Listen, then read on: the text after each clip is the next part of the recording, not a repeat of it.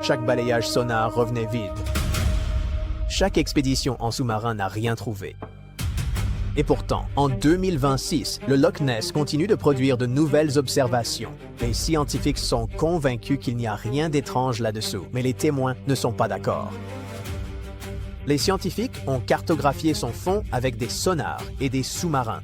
Personne n'a trouvé de preuve définitive de la présence de quoi que ce soit vivant là-dessous qui ne devrait pas s'y trouver, même si les gens continuent de voir quelque chose dans le Loch Ness. Et ici, nous ne parlons pas de touristes avec des smartphones ou d'enfants surexcités en vacances. Des habitants, des professionnels, des personnes qui n'ont rien à gagner et tout à perdre. En 2026, les observations n'ont pas ralenti. Elles se sont accélérées. Revenons au 1er mars. Tony Inhorn, venu des États-Unis, se trouvait près du canal calédonien lorsqu'une chose a brisé la surface à environ 4,5 mètres de son bateau. L'eau était sombre, le loch était calme, puis quelque chose qui n'avait rien à faire là est sorti de l'eau. Ce qu'il a vu ressemblait à un corps vert grisâtre, sombre, mesurant entre 1,5 et 3 mètres de long. Il n'a pas éclaboussé, mais est simplement resté à la surface quelques secondes avant de replonger silencieusement sous l'eau. Aucune ondulation, juste disparu. Inhorn a fait un croquis peu après et a soumis un rapport au registre officiel des observations du monstre du Loch Ness où il a été consigné et documenté. Vous pourriez dire que quelques secondes, ce n'est pas long, mais c'est suffisant pour savoir que ce que vous avez vu n'était pas normal. Juste 5 jours plus tard, quelque chose est réapparu. Cette fois, le témoin n'était même pas au bord de l'eau. Ian Fagan regardait un flux vidéo en direct provenant d'une webcam située près de l'hôtel Klansman. Soudain, un objet a percé la surface, non pas une, mais 4 fois. Il s'est élevé au-dessus de l'eau et a plongé plusieurs fois, avançant régulièrement et à contre-courant. Juste avant et après l'événement, aucun navire ni bateau n'était visible dans la zone. L'eau ne montrait qu'une légère ondulation. Quoi que ce fût, cela utilisait sa propre force pour flotter dans la mauvaise direction pour n'importe quel objet flottant. Ce furent les 2 cas les plus marquants de 2026 jusqu'à présent, mais ils n'étaient pas les seuls.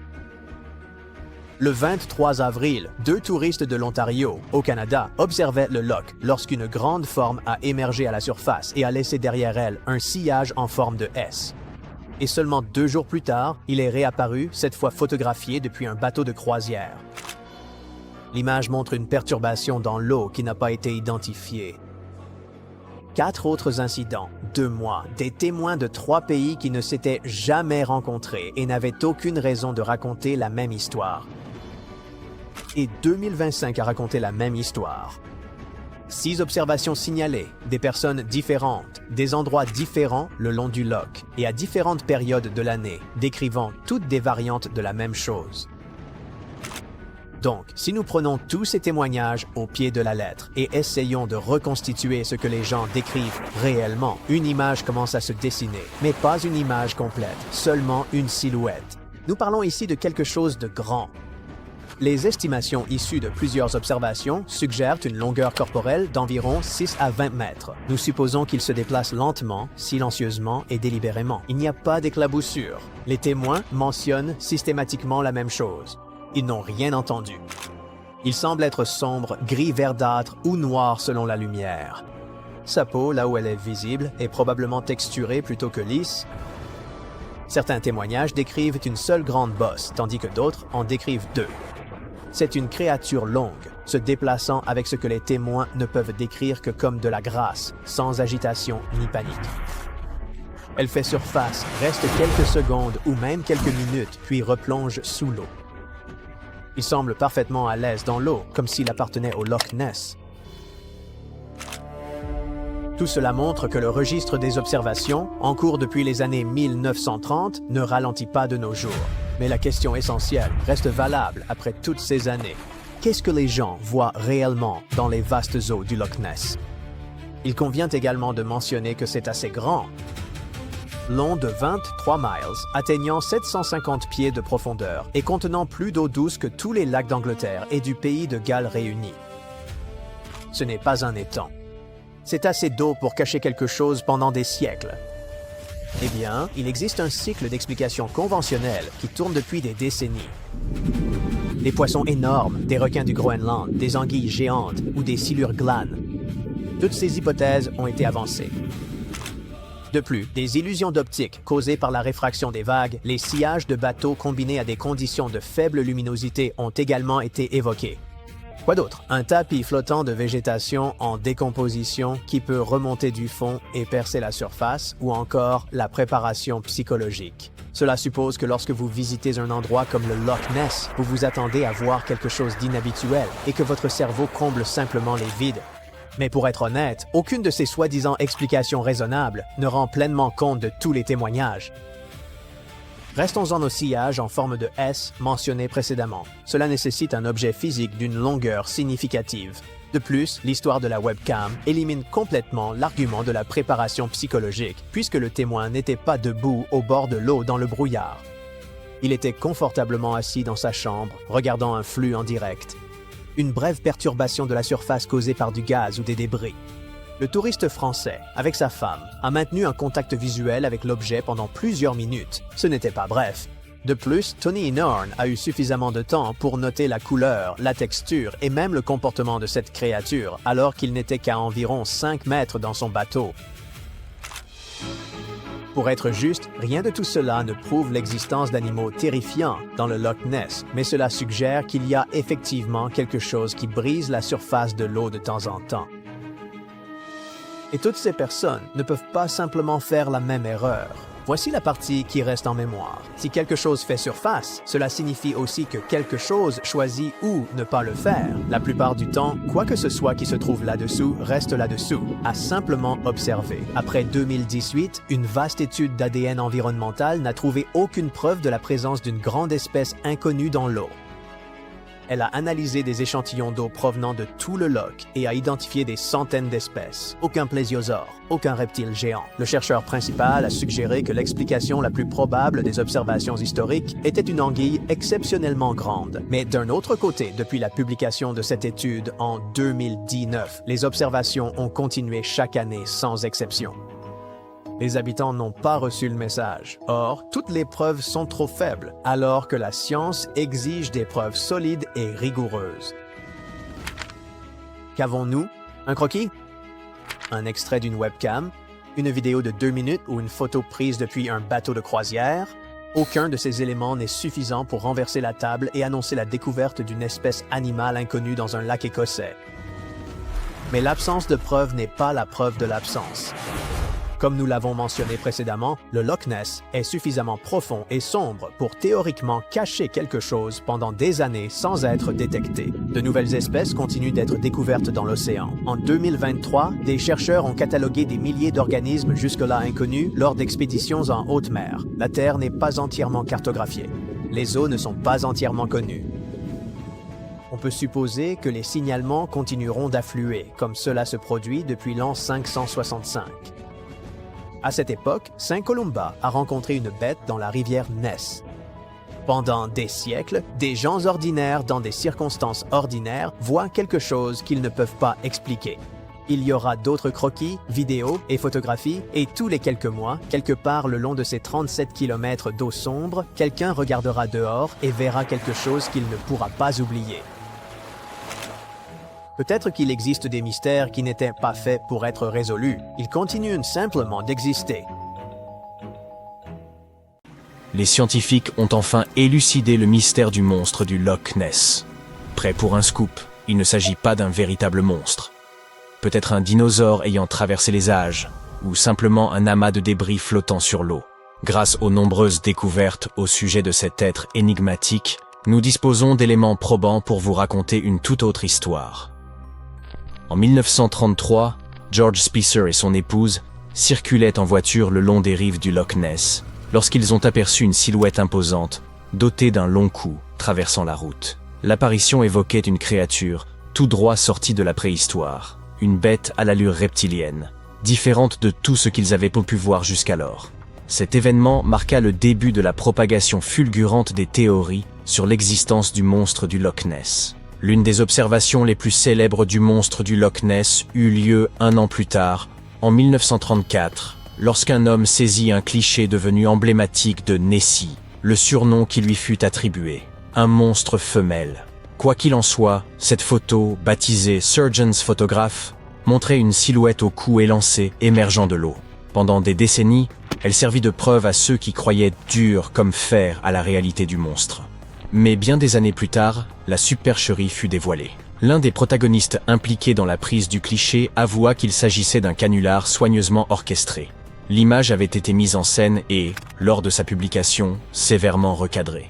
Cette manipulation donnait l'illusion que la créature était bien plus imposante qu'en réalité, alimentant ainsi les spéculations quant à l'existence du monstre.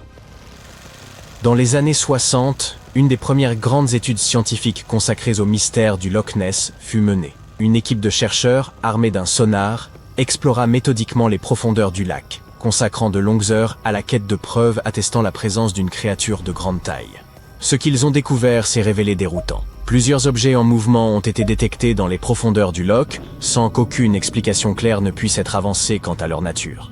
Bien que l'équipe n'ait pu obtenir de preuves irréfutables, cette découverte a renforcé l'idée qu'une créature imposante résidait peut-être dans les eaux du Loch Ness.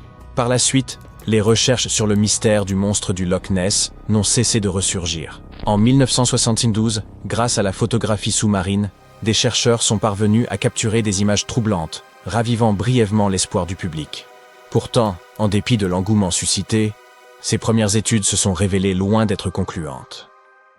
Bien sûr, tout le monde n'a pas adhéré aux théories fantaisistes entourant le monstre du Loch Ness. Un professeur de zoologie de l'université d'Oxford a ainsi affirmé que l'existence de cette créature relevait de l'impossibilité biologique. Tiens, mon pédiatre disait la même chose de moi. Quoi qu'il en soit, il souligne qu'aucun reste squelettique n'a jamais été découvert dans la région. De surcroît, aucun pêcheur n'a jamais capturé dans ses filets un animal pouvant correspondre à la description du monstre. À ses yeux, tout cela démontre que la légende ne repose sur rien de tangible. Quant aux célèbres photographies censées prouver l'existence du monstre, leur explication est, selon lui, des plus prosaïques.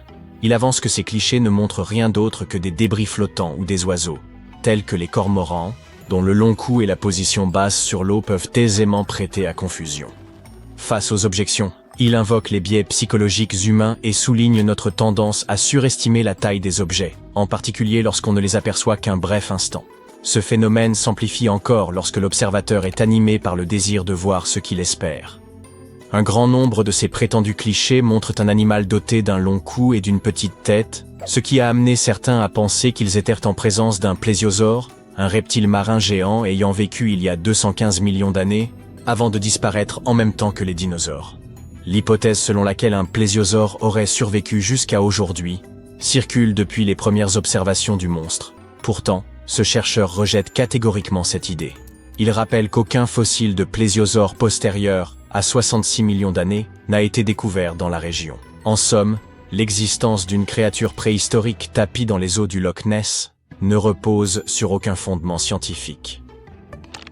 Une autre théorie, cette fois-ci défendue par un naturaliste britannique ayant consacré plus de 50 ans à l'étude du phénomène, adopte une approche moins spectaculaire. D'après lui, la plupart des témoignages rapportant la présence d'une créature au long cou ne seraient que de simples erreurs d'identification d'animaux bien plus ordinaires. Il suggère que les témoins pensent voir un serpent de mer. Des récits mentionnant l'apparition du monstre du Loch Ness existent depuis le VIe siècle, bien avant l'invention du whisky écossais et de bien d'autres explications. Les premiers récits décrivent parfois de grandes créatures dotées de corps allongés, rappelant ceux des serpents et arborant plusieurs bosses. Certains affirment même qu'elles atteignaient à la taille d'un bateau, tandis que d'autres jurent avoir aperçu une silhouette nager dans les eaux. Bon nombre de ces observations de serpents de mer pourraient en réalité être des malentendus ou des exagérations liées à la faune commune du loch, comme de gros poissons ou même des oiseaux.